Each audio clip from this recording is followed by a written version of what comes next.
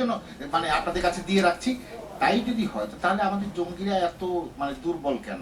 আমার সেই কারণে সন্দেহ জাগে যে এটি বিশেষভাবে বিশেষ উদ্দেশ্য নিয়ে এই কাজগুলো করা হচ্ছে। এবং গত 4 দিনে আপনি ককটেল হামলার প্যাটার্নটা যদি দেখেন, কার বাড়িতে হয়েছে কি হয়েছে আমি সে আলোচনায় যাব না, প্যাটার্নটা যদি দেখেন কতগুলো প্রশ্নের জবাব দেয়।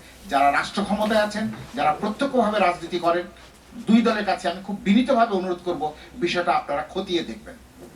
বিচার বিভাগ সব আক্রমণের মুখে পড়ছে, এটা ঠিক হচ্ছে না। যে পক্ষে করে থাকুন, মানে এই যে ককটেল হামলাগুলো, আমি মাহফুজুল চাচার সাথে একমত যে উভয় দুই দলেরই রাজনীতিবিদদের বাসায় হামলা হচ্ছে এবং বিচার বিভাগের সাথে যারা সম্পৃক্ত তাদের বাসায় হামলা হচ্ছে, এটা কোন এবং মিডিয়া সহ মিডিয়ার উপর মিডিয়া হামলা হচ্ছে। এবং আরেকদিকে দেখছি প্রধানমন্ত্রীর বিরোধীদের নিরাপদ নয়। সবকিছু মিলিয়ে আমার কাছে পরিস্থিতির মধ্যে সংক্ষেপে বলেন।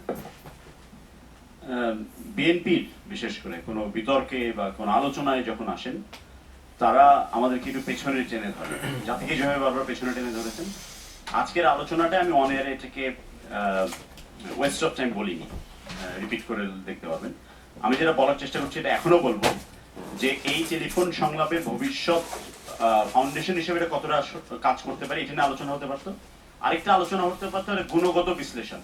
গুণগত বিশ্লেষণের জায়গায় গেলে তারা অনেক পিছিয়ে যাবেন। এই কারণে বিএনপির আদর্শে আদর্শিত 3 জন বিতার্কিক এখানে তারা ওইদিকে যাননি। এই কারণে বারবার বলছেন এটার ভ্যালিডিটি নেই। আমরা স্বীকার করে নিচ্ছি, এটা নিয়ে মাননীয় তথ্যমন্ত্রী পর্যন্ত বলেছেন তদন্ত হবে, তাদের বিরুদ্ধে আইনি ব্যবস্থা নেওয়া হতে পারে তদন্ত সাপেক্ষে।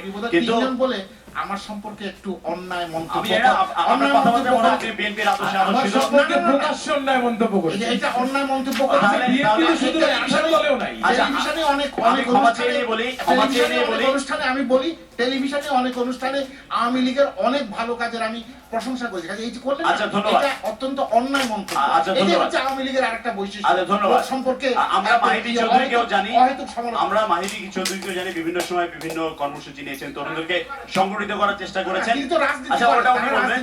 তো যাই হোক, তারা তাদের অবস্থান থেকে বলবেন। আমার বটম লাইনটা হলো যে তারা তাদের অবস্থান থেকে তাদের ব্যাখ্যাটা করেছেন, কারণ গুণগত বিশ্লেষণে গেলে তারা হেরে যাবেন। এই হারার ঝুঁকিটুকুর দায়িত্ব না নিতে পেরে ওনারা এটাকে বিতর্কের মধ্যে রাখছেন যে কেন এটাকে প্রকাশ করা হলো।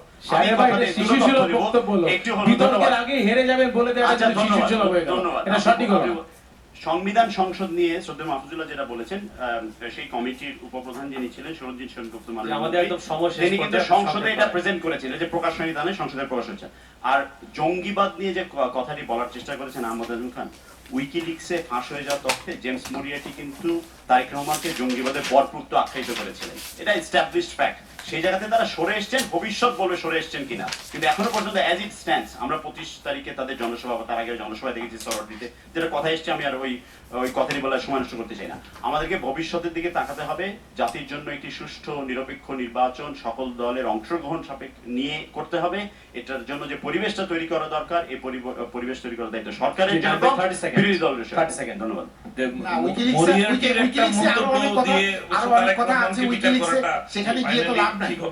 আমি শুধু একটা আশার কথা বলি। আপনি একটা হতাশার কথা বলেছিলেন যে এখানে আমরা এগিয়ে যেতে পারি নাই, নির্বাচনের অন্যান্য বিষয়গুলি আলোচনায় আসে নাই, সেটা অবশ্য প্রস্তাবই করা হয়নি। তবে শেখ হাসিনা এবং খালেদা জিয়ার টেলিফোন সংলাপে কিন্তু এইটা এসছে।